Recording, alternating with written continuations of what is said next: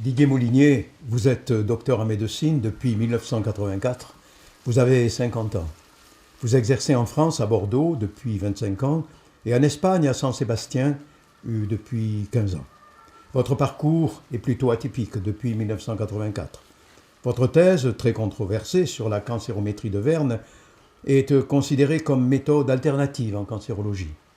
Vous êtes médecin pendant 6 mois dans le centre anticancéreux de Bordeaux. Après 2 ans de collaboration avec le professeur Lucien Israël, vous avez obtenu à Paris le diplôme d'université de cancérologie. Vous lancez aujourd'hui, docteur, un appel, un cri d'alarme, oui, de détresse même. Pourquoi ? C'est un véritable appel au secours que je lance à travers ces médias nouveaux que nous avons à notre disposition.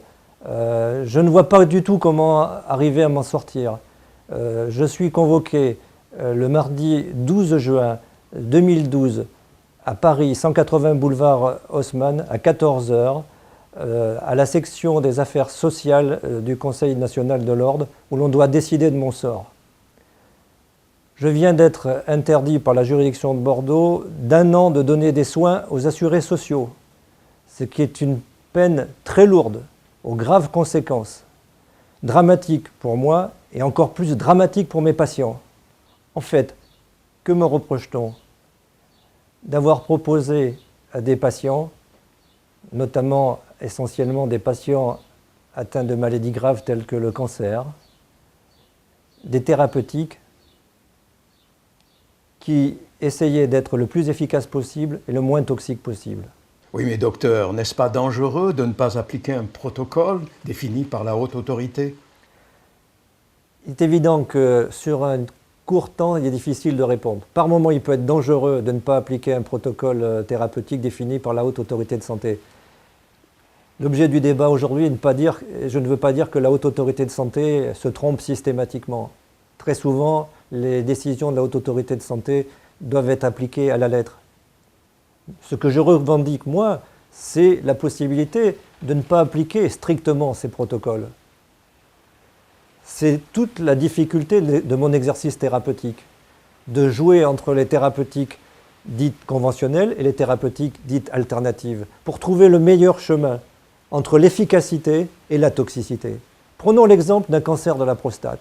Si l'on veut appliquer les dogmes stricts recommandés par la haute autorité de santé, il faut, dès lors qu'une thérapeutique a été mise en œuvre pour un cancer de la prostate, faire en sorte que le dosage des PSA soit le plus bas possible. Car on estime à ce moment-là que la personne est guérie de son cancer de la prostate, ce qui est malheureusement loin d'être vrai. Mais à quel prix ? Pour un homme, cela veut dire plus de sexualité, des troubles cardiaques du fait des effets secondaires des médicaments, et très souvent, ce qui n'est pas pris en compte, des troubles psychologiques importants avec un état dépressif important du fait de cette altération de l'image et de l'équilibre individuel de la personne. Donc, pour les cancers de la prostate, j'essaie de trouver un compromis entre l'efficacité thérapeutique et le moins d'effets toxiques, ce qui m'amène à modifier effectivement les protocoles thérapeutiques et à ne pas appliquer strictement sensu les dogmes de la haute autorité de la santé. C'est le choix du patient. Et effectivement, je revendique cette prise de position que me conteste la sécurité sociale, mais que l'ensemble de mes patients plébiscitent, car je les ai derrière moi, qui me poussent, qui me soutiennent depuis ces nombreuses années où je suis régulièrement persécuté par les différentes administrations. Uniquement dans le cadre de cette affaire, j'ai reçu un minimum de 30 courriers recommandés qui m'arrivent régulièrement à petite dose pour me déstabiliser. Et dans le même temps, il faut que je soigne mes patients et que je gère ce conflit. Je comprends tout à fait les différents médecins qui à un moment ont préféré tout laisser tomber, voire se suicider.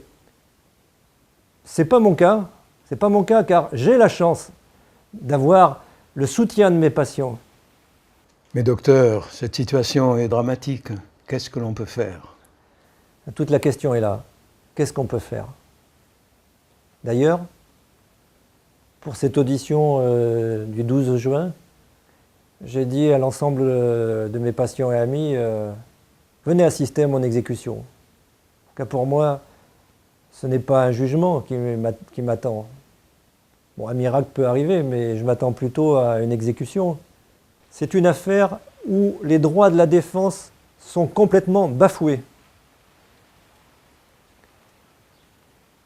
Donc, ce que j'espère, c'est qu'on dénonce cet état de non-droit, contraire à la Convention et à l'article 6 de sauvegarde de défense des droits de l'homme et du citoyen. Je suis encore victime d'un tribunal d'exception. Et ce qu'il faut faire, c'est supprimer ces tribunaux d'exception. Au grand jamais, je n'ai fait l'objet d'aucune plainte de la part d'un seul patient. Jamais. Je compte sur vous pour diffuser au maximum cette vidéo, car je ne dispose que de ce moyen pour espérer un jour faire changer ce système